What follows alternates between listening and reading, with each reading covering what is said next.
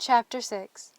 We climbed, going quickly at first, quiet constantly, and slowly filling with fear as each step took us further from the safety of the hospital compound. 5 floors, no zombs yet. 10 floors, not a sound that we didn't make ourselves, hard footfalls and the rustle of our gear. 15 floors, eerie silence. 20 floors, cursory check of the offices and a rest break sitting on the floor of a hallway. Everyone drank water and ate energy bars or meals ready to eat. My advice to save the food when unheated.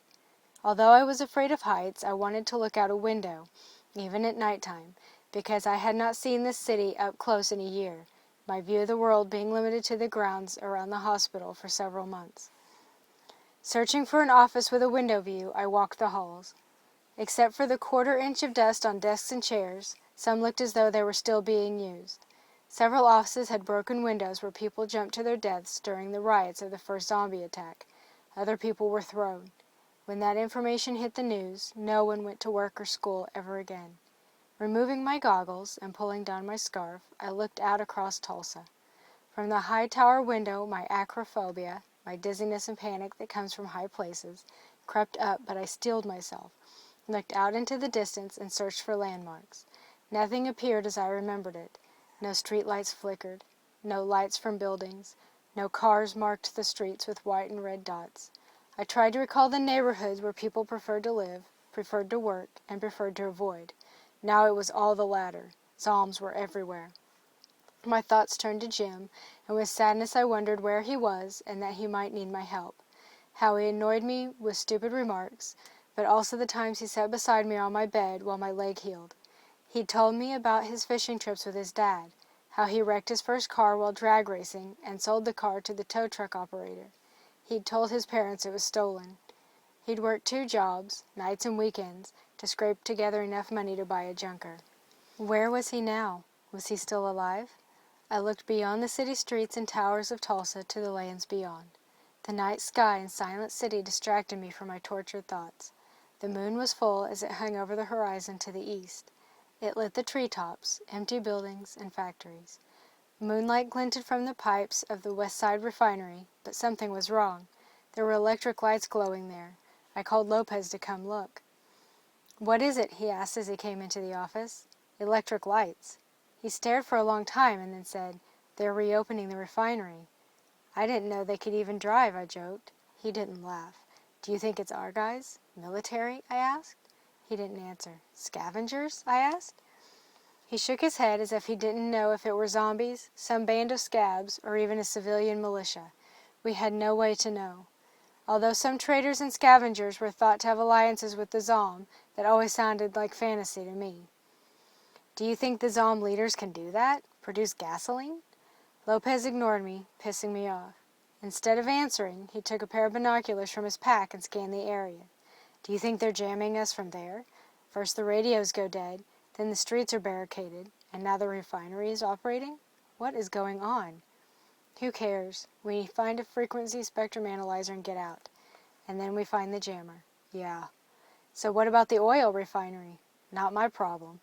Lopez turned around and left the room. His lack of concern for the oil refinery and blockaded streets bothered me. Returning to the hallway, I saw Jill looking into a different office. She turned back to me, her face revealing horror. Pulling her ski mask off, she bent over and vomited. Wilcox laughed until he too looked into the office. His face scrunched up as he looked away. I helped Jill get cleaned up, offering her my canteen and a rag from my pack. Curiosity got the best of me. I looked into the office, my flashlight revealing the bloated corpse of a businessman hung from a light fixture where the man's necktie had been tied. His white button-down shirt was stained and rotted around the midsection where his belly had burst from decay. Thousands of maggots squirmed and wiggled out of the man's stomach and fell into a pool of guts on the floor. I returned to the hallway feeling as ill as Wilcox and Jill, but I didn't have time to be sick. The sound of breaking glass echoed from the end of the hallway, filling us with fear. Raising my shotgun, I slowly walked toward the sound. Someone, or something, was in an interior office. A flashlight bobbed around through the doorway. Slowly approaching the door, I peered inside. Lopez came through the doorway, tossing a book over his shoulder to land on the floor. He glared at me and walked down the hall to another office. I found the office cluttered and messy. The desk drawers were all open. Papers and files were scattered across the floor. Following him to the next office, I asked, "What are you doing?" "Looking," he said. "For what?" "Anything." "You're scrounging?" "I prefer the word looting." He took every item on the desk, one at a time, examined it, and then dropped it on the floor. "That's someone's stuff." "A dead someone." "Still, you don't have to trash the place." He shrugged and said, "What's this?" He picked up a horn-handled letter opener and slashed the air with it as if it were a knife. It would make a poor weapon for fighting zombies. "It's a prize for being a jerk." I left him to his disgusting treasure hunt. Returning to the stairs, I called out to everyone, "Moving out, 2 minutes." Lopez rejoined us with a stupid grin on his face. Donning our masks and goggles, we continued our climb. Counting floors became cumbersome, so I switched to checking the glowing signs which announced each level. Near floor 30, a sound came from far away, a sound like children screeching. By floor 32, the stairs shook with howling from far below. Wilcox set claymore mines as we made our climb. On level 37, he started to place a block of C4 explosives until Lopez reminded him we needed the stairwell to get back down. He cut the charge in half, unrolled a spool of wire, and attached it to the detonator. On floor 40, Wilcox stopped and cut the wire to attach it to a switch block. He told us to go on and that he would catch up. He planned to wait for the zombs and blow them up. On 42, we heard the first of the claymores detonate below us. We saw neither flash nor fire, but the sound was deafening. "They're here!" Wilcox yelled up the stairs.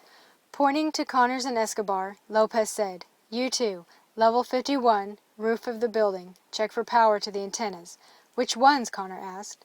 "Any of them. All of them." "How do we do that?" "There will be an electrical panel, maybe inside a utility room. It will be marked high voltage. Find it and make sure all the switches are off. Jill, you wait by the door and watch for Wilcox. Yell if you need help. You know how to use that thing?" Lopez pointed to her 20 gauge.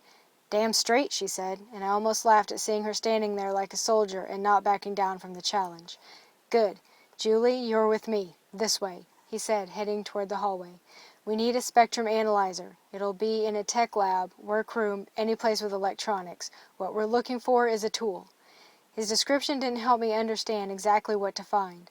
I'd never heard of a spectrum analyzer before Winters mentioned it. "Like a computer?" I asked. He must have thought me daft as he held up his hands in the shape of a box. "It will be about this big, gray or black." "Sounds like an Xbox." "It will have a screen, a display of some type." "An iPad?" "Buttons. Maybe in a carrying case with a shoulder strap. Some wires or cables with it, and maybe a power cord." "Like a computer?" I laughed as I had no idea what he was describing. "Just watch for zombies." He chuckled. I resigned myself to watching for zombs and shooting them dead. We walked the halls of the abandoned radio station while listening to claymores grow louder with each successive blast. 1, 2, 3. They were coming, rising one floor at a time, killing 1 or 2 zombies with each blast. The building shook as the C4 explosive detonated. The zombs were getting closer. No shotgun boomed, but an M4 rattled off rounds of ammunition. I hoped that Jill was okay, but stayed silent until the sounds of her screams terrified me. "Hurry up, Lopez. We need to get back to the stairs," I yelled at the corporal. We passed a radio announcer's booth that held a big table and a half-dozen microphones and headphones. There was a windowed audio room with a mixing board, microphone, headphones, and a desk. A coffee cup still set on the desk, tipped over on its side, its coffee long dried. Lopez opened doors. The 8th room along the hallway was an electronics lab. I was still counting things. I served as lookout in the hallway while he rummaged through the equipment, searching for the analyzer. "I got it," he announced as he returned at a jog, stuffing the analyzer's black carrying case into his backpack. "Good." Lopez slung his backpack over his shoulders as we rounded the last corner on our way back to the stairwell. Wilcox and Jill backed out of the stairwell doorway as Jill fired her shotgun. Dead zombies fell at their feet, outstretched fingers like claws reaching out to grab our friends. Wilcox's M4 fired repeatedly into the zombies on the stairway landing. More zombies followed, climbing over their own dead undead. The 20-gauge blasted balls of fire, cutting them into pieces. Pistol reports came from the stairs along with the sounds of shotguns and rifles. The zombs were shooting back, but only the zombie leaders aimed their guns. The brain-dead zombies used the weapons to attract more of their kind, their shots going wild. A thump and the blast from an M203 grenade launcher announced Escobar and Connors returning from the roof.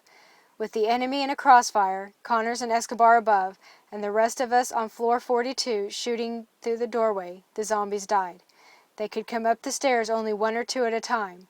For the first time, I fully understood my dad's jokes about shooting fish in a barrel. I held the trigger down on the Model 12 and slam-fired it by pumping the slide. My shots were random, my adrenaline surging. Excitement ran through me as I entered my second firefight of that day. Too soon, my sixth shot was spent. I reloaded, calmed down, and remembered my training. Locking the front sight on the target, I squeezed the trigger. The zombie staggered backward as its head lolled toward the side, a chunk of its neck gone in a flash. 1, I said to myself, restarting my count. I hit the targets without wasting ammo. We regained the stairwell as we mowed down several zombies who sliced wildly through the air with machetes and axes. They were swiftly killed, and before reinforcements arrived, Wilcox picked up a body and dropped it over the handrail. Falling 42 stories, it splattered on impact. "That's a warning," he laughed behind his balaclava and goggles. "Hey, I got 7. How many you get?" 4, Connor said, "but you have claymores and C4. "You've got a grenade launcher," Wilcox protested. 5, Lopez yelled as he shot a new zombie that showed itself. "No cheating with explosives." It disgusted me that they were counting their kills as if this were a shooting gallery at a carnival. Their joy was short-lived. The zombies came at us from all directions, up, down, and from each floor. "There's a second stairway," I yelled as we turned to shoot the zombies attacking from behind us. To Connors, I yelled above the gunfire, "Were the antennas transmitting?" "No," he yelled back, indicating that the source of the radio jamming was not here. Still, we'd have to wait to be certain by using Lopez's new toy. We had a gun battle to win first. The stairway filled with smoke from the claymores and the C4 blast, making it hard to see. Our descent would be long and difficult. Hopefully the numbers were not great. Just as the zombs had come up the stairs, one or two at a time, we were forced to do the same going down. The fallen bodies of the zombs made the steps dangerous and slowed us down.